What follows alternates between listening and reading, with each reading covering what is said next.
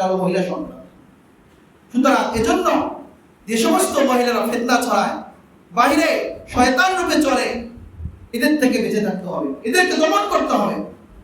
এই যে 2025 সালে যে সেলিব্রিটি ক্রিকেট লিগ নামে একটা দল বের হয়েছে, নাউযুবিল্লাহি মিন যালিকা, যে এরা ক্রিকেট খেলে, পুরুষদের সঙ্গে খেলতেছে, আচ্ছা খেলো, কিন্তু তাদের গেটআপ, তাদের লেবাস পোশাক দেখার মতো না।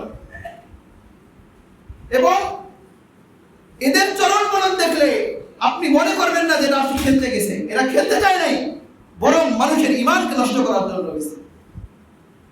একজন তো ডাইরেক্ট বলে দিছে যে আমি যদি আমার এগুলোকে মানুষকে না দেখাই তাহলে কি হলো, মানে তাহলে তো আমার আশাটাই বৃথা হয়ে গেল। তাহলে এগুলি তাদের রূপ সৌন্দর্য বডি এগুলি কি প্রদর্শন করা, দেখানোর এটা আসল উদ্দেশ্য, আসলে খেলার উদ্দেশ্য। আর মহিলারা কেন এগুলো খেলবে, কেন তাদের দরবার গ্রহণ করতে হবে? এক মহিলাকে জিজ্ঞেস করছে যে আপনারা এগুলি করে আপনাদের শরম লাগে না? আমার শরমে নেই। যে পূর্ব যুগের নবীদের, সমস্ত নবীদের একটা কথা যেটা আসছে, ইযা ফাতাকাল হায়া ফাসনা মাশি, যে তোমার হায়া এবং লজ্জা যখন দূরীভূত হয়ে যাবে তখন থাকবে না ফাসনা মাশি, তুমি যা মন চায় তাই করো। একটা মানুষের লজ্জা যখন থাকবে না, সে যা ইচ্ছা তাই করতে পারে।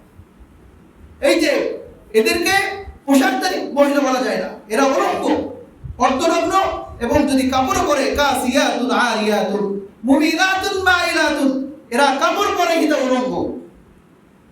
কারণ শরীরের অবকাঠামো সব কিছু বোঝা যায়। আল্লাহ নবী এটাই বলছে যে কাপড় পরে কিন্তু অলঙ্ঘ, নিজেও মানুষ করতে আকৃষ্ট হয়, অন্যকেও নিজের প্রতি কি করে আকৃষ্ট করে।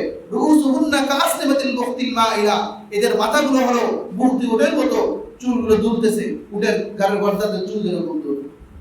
লাম ইয়াদখুলনাল জান্নাহ ওয়া লা ইয়াজিদনা রিহাহা, এরা জান্নাতে প্রবেশ করবে না, জান্নাতের ঘ্রাণ পাবে না। নাউযুবিল্লাহ। এজন্য আমাদের পরামর্শ হলো যে এই জাতীয় দল বল যা আছে এগুলি সব কিছু বন্ধ করে দিতে হবে। সমাজে এগুলো অশ্লীলতা ছড়াবে, এগুলো কোনো মুসলমান নিতে পারে না। এগুলো কারণে যুবক সমাজ নষ্ট হবে। এর কারণে এদের এই সমস্ত কিছু দেখে 4 বছরের শিশু যে খেলতে বের হয়েছে তাকে মানুষ ধর্ষণ করে হত্যা করছে। নাউযুবিল্লাহ। এই সমাজ আজকে দেখতে পাচ্ছে 4 বছরের বাচ্চা, তারপর তো ফিলিংসে আসার কথা না, এর পূর্বে আসিয়ার গল্প গেল। এই সমাজ কোথায় যাচ্ছে? এজন্য আমাদেরকে সামাজিকভাবে, পারিবারিক